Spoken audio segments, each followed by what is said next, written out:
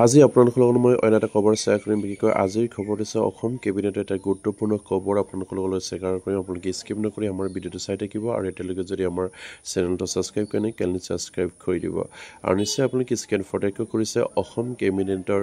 গুৰুত্বপূৰ্ণ এটা সিদ্ধান্ত ইয়াত নিশ্চয় আপোনালোকে স্ক্ৰীন ফটেক কৰিছে ইয়াত উল্লেখ কৰিছে যে স্বাস্থ্য খণ্ডৰ কৰ্মীলৈ সমৰ্থন আমাৰ যিসকল স্বাস্থ্য কৰ্মী আছে তেখেতসকললৈ সমৰ্থন জনাই আজিৰ কেবিনেটত এটা গুৰুত্বপূৰ্ণ সিদ্ধান্ত লৈছে খুব ভাল খবৰ বুলি ক'ব লাগিব যেহেতু অলৰেডি মাননীয় মুখ্যমন্ত্ৰীয়ে বিভিন্ন ভাষণত বা বিভিন্ন অনুষ্ঠানবিলাকত তেখেতসকলে কৈ আহিছিলে যে আশা কৰ্মী আৰু ৰন্ধন কৰ্মীসকলৰ দৰমহা বৃদ্ধিৰ কথা আৰু আজিৰ কেবিনেটত কিন্তু কেৱল আশা কৰ্মীৰ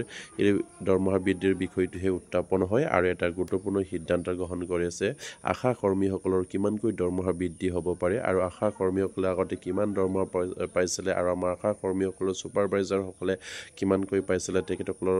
কিমান বৃদ্ধি হ'ব আৰু সেয়া আজিৰ অসম কেবিনেটত সিদ্ধান্ত গ্ৰহণ কৰিছে আৰু ঠিক তেনেকৈ হয়তো পৰ্যায়ক্ৰমে আমাৰ আশা কৰ্মীৰ পাছত হয়তো অংগনবাদী কৰ্মী ৰান্ধনী কৰ্মীসকলৰ দৰমহা বৃদ্ধিৰ বিষয়টো হয়তো অসমৰ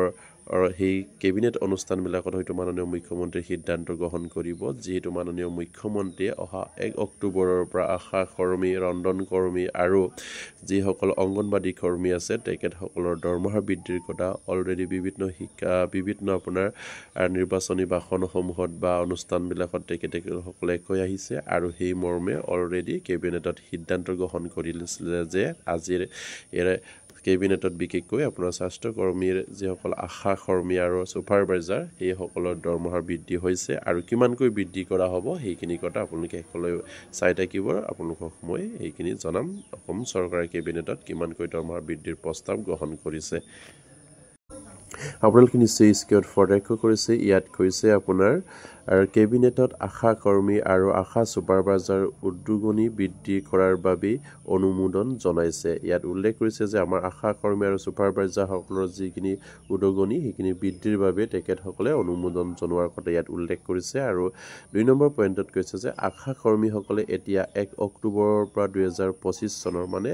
আশা কৰ্মীসকলে এতিয়া 1 অক্টোবৰ 2025ৰ পৰা 3000 টকাৰ সলনি 4000 টকাৰ স্থিৰ মাহেকীয়া মাননীয় লাভ কৰিব ইয়াত উল্লেখ কৰিছে যে আশা কৰ্মীসকলে যেহেতু 3000কৈ তেখেতসকলে দৰমহা লাভ কৰি আহিছিলে বা তেখেতসকলৰ যিখিনি মাননী হিচাপে পায় সেইখিনি লাভ কৰি আহিছিলে কিন্তু সেই 3000 টকাৰ সলনি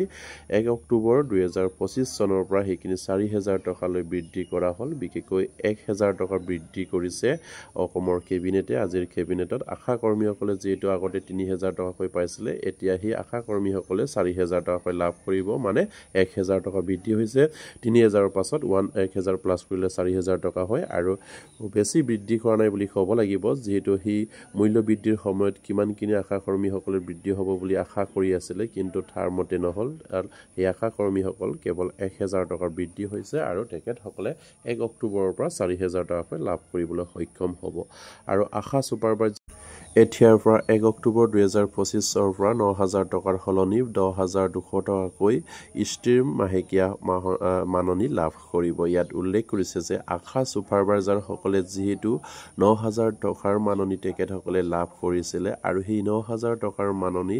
1 অক্টোবৰ 2025ৰ পৰা বৃদ্ধি কৰি বিশেষকৈ 10200 টকা স্থিৰ মাহেকীয়া মাননী লাভ কৰিব বুলি ইয়াত উল্লেখ কৰিছে আৰু এতিয়া চাবলৈ গ'লে আপোনাৰ আশা ছুপাৰভাইজাৰসকলে যিহেতু 9000 টকা লাভ কৰিছিলে আৰু তেখেতসকলে 1 অক্টোবৰ 2025ৰ পৰা যেহেতু 10200 টকাকৈ লাভ কৰিব আৰু তেখেতসকলৰ মাননী বৃদ্ধি হৈছে 1200 টকা মানে 1200কৈ বৃদ্ধি হৈছে 1200 টকাৰ বৃদ্ধি হৈছে আৰু হয়তো নিশ্চয়কৈ আশা ছুপাৰভাইজাৰসকলে ভাবিছিলে তাতকৈ বহুগুণে বৃদ্ধি হ'ব বুলি আৰু তেখেতসকলে সেই আশা মতে বৃদ্ধি হোৱা নাই তেখেতসকলৰ 1200 টকাকৈ বৃদ্ধি হৈছে আৰু 1 অক্টোবৰ 2025ৰ পৰা সেই আশা কৰ্মী ছুপাৰভাইজাৰসকলে আপোনাৰ 10200 টকাকৈ লাভ কৰিবলৈ সক্ষম হ'ব সেইখিনি ফিক্স পে হিচাপে আৰু মাহেকীয়া যিখিনি মাননী লাভ কৰিব তেখেতসকলে আৰু স্থিৰ মাননী হিচাপে লাভ কৰিব বুলি ইয়াত উল্লেখ কৰিছে 10200 টকা কাৰণ আগতে পাইছিলে 9000 টকা এতিয়া আপোনাৰ 10200 টকা লাভ কৰিব যিহেতু 1200 টকা বৃদ্ধি হৈছে মানে 1200 টকা বৃদ্ধি হৈছে সেই 1200 টকাৰ তেখেতসকলে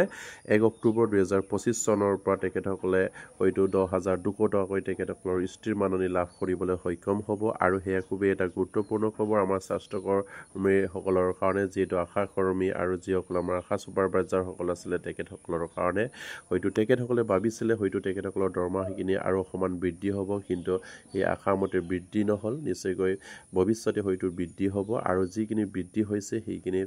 কেৱল আশা কৰ্মীসকলৰ ক্ষেত্ৰত 1,000 টকা বৃদ্ধি হৈছে আৰু ছুপাৰভাইজাৰসকলৰ ক্ষেত্ৰত 1,200 টকা বৃদ্ধি হৈছে আৰু সেইবাবেই প্ৰতিগৰাকী আশা কৰ্মী আৰু ছুপাৰভাইজাৰসকলে যাতে নেকি এইখিনি খবৰ পাই আপোনালোকে শ্বেয়াৰ কৰি দিব আৰু এতিয়ালৈকে যদি আমাৰ চেনেলটো ছাবস্ক্ৰাইব কৰে কাইণ্ডলি ছাবস্ক্ৰাইব কৰি দিব আৰু যে ভিডিঅ'ৰ ইমানতে শেষ কৰিলোঁ নমস্কাৰ জয় আই অসম।